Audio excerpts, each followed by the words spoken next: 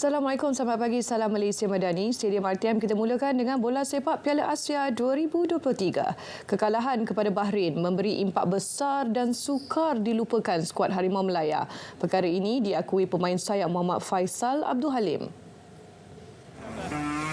Pemain berusia 26 tahun itu juga kesal gagal memanfaatkan peluang dimiliki pada separuh masa pertama berdepan Bahrain. Mengulas mengenai aksi terakhir kumpulan E menentang Korea Selatan, Faisal mengakui peluang Malaysia untuk meraih 3 mata adalah tipis. Namun beliau yakin skuad Harimau Melaya masih bersemangat untuk mencipta keputusan positif pada perlawanan tersebut. Aksi pada Khamis ini akan menjadi pertembungan kedua Malaysia dan Korea Selatan di peringkat kumpulan Piala Asia.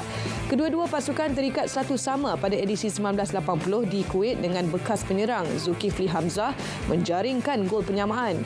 Kali terakhir kedua-dua pasukan bertemu dalam perlawanan kompetitif adalah semasa pusingan kelayakan Piala Dunia pada 1989 yang menyaksikan Malaysia tumpas 0-3. Persembahan Harimau Melaya dalam perlawanan kedua kumpulan E menentang Bahrain disifatkan belum memadai untuk mengejutkan gergasi Asia Korea Selatan.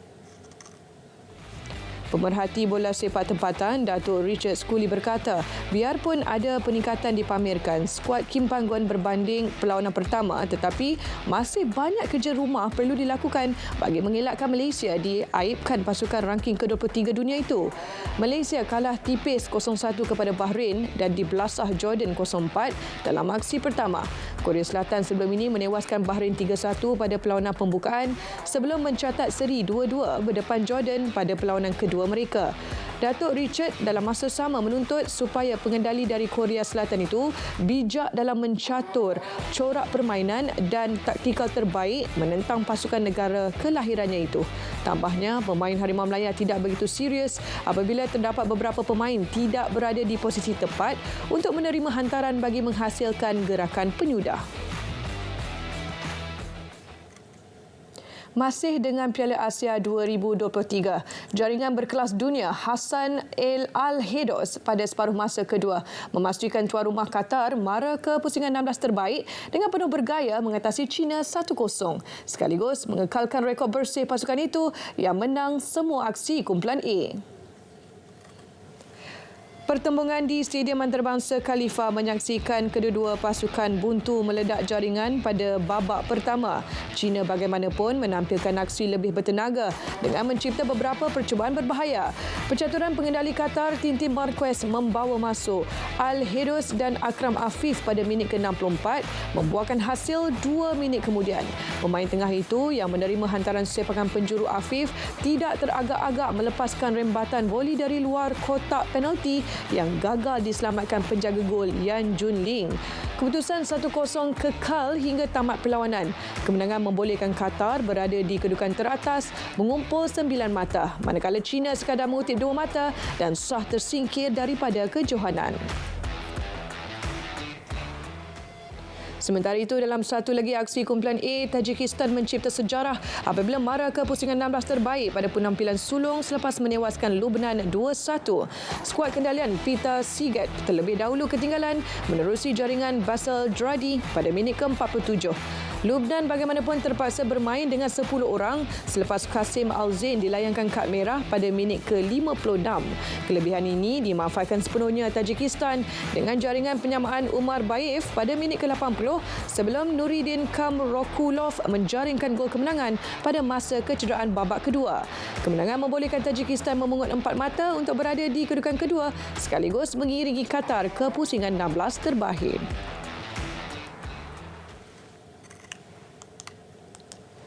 Perkembangan perlumbaan Tour of Sharjah 2024. Terengganu Cycling Team TSG menjangka akan berdepan saingan sengit pada kejohanan yang akan berlangsung di Emiria Arab Bersatu UAE pada 26 hingga 31 Januari.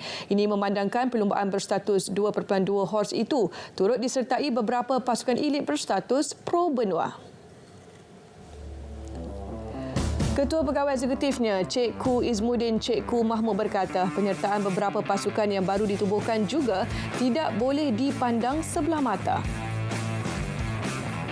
Kita pun tak tahu kekuatan walaupun dia satu tim yang baru, tapi kita tahu kekuatan sebenar dari segi kemampuan pasukan itu sendiri. kita memang apa-apa pun kita akan bersaing. Cuma kita dari segi kelebihan pada tahun 2024 ni kita tamat pada urutan nombor 1 dan dari segi jemputan oleh pihak penganjur adalah compulsory lah kepada pasukan TSG. Sementara itu, Kapten Pasukan Nur Amirul Fakhruddin Mazuki meletakkan harapan tinggi buat pelumba baru TSG musim ini, Merhawi Kudus. Lagi pun kita ada macam Merhawi Kudus daripada Pro Tour, jadi sedikit sebanyak kita boleh share macam mana pelumba dengan Pro Tour. Selain Merhawi, TSG turut mengumumkan 2 lagi pelumba baru iaitu Nur Aiman Rosli dan Andreas Miltiadis. Ia sekaligus melengkapkan keseluruhan 16 pelumba pasukan TSG bagi musim tahun ini.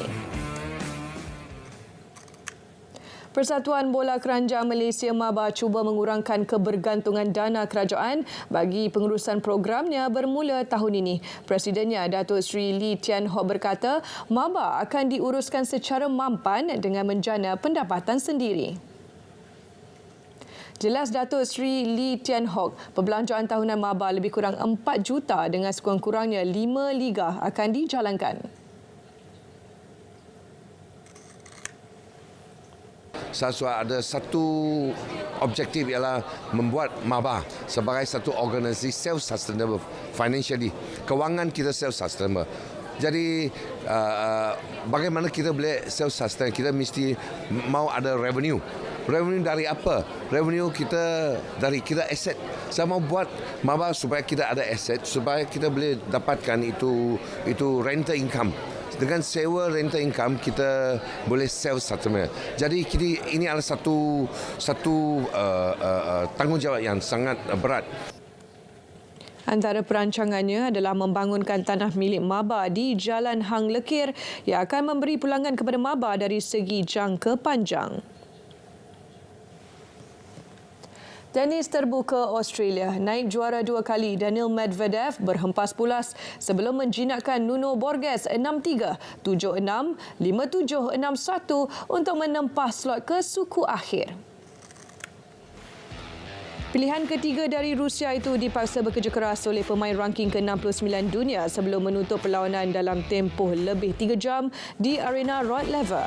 Medvedev, finalis 2021 dan 2022, akui Borges lawan yang sukar, namun tahap stamina dan pengalaman memberikan kelebihan buat dirinya. Pemain berusia 27 tahun itu akan bertemu pilihan ke-9 dari Poland, Hubert Hurkacz, dalam laluan ke kelompok 4 terakhir.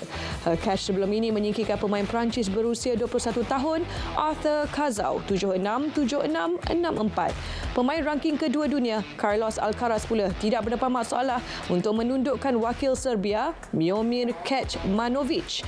Bintang kelahiran Spanyol itu menang 6-4, 6-4, 6-0 dan akan berdepan pilihan ke-6 dari Rusia Alexander Zverev pada aksi suku akhir.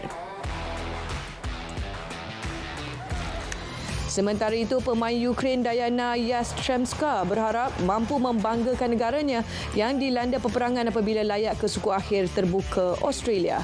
Pemain berusia 23 tahun itu menyingkirkan juara 2 kali Victoria Azarenka 7-6, 6-4 di arena Rod Laver bagi memastikan tempat 8 terakhir. Dia akan bertemu pemain bukan pilihan dari Republik Czech Linda Noskova yang marah selepas Elina Svitolina dari Ukraine menarik diri selepas mengalami kecederaan belakang pada set pertama. Dalam pada itu, pemain Cina Zheng Qinweng turut cemerlang mara ke suku akhir dengan menumpaskan wakil Perancis Ocean Dodin 6-0, 6-3 sekaligus menyamai rekod terbaiknya di Grand Slam. Pilihan ke-12 kejohanan itu akan bertemu Anna Kalinskaya dari Rusia pada saingan suku akhir.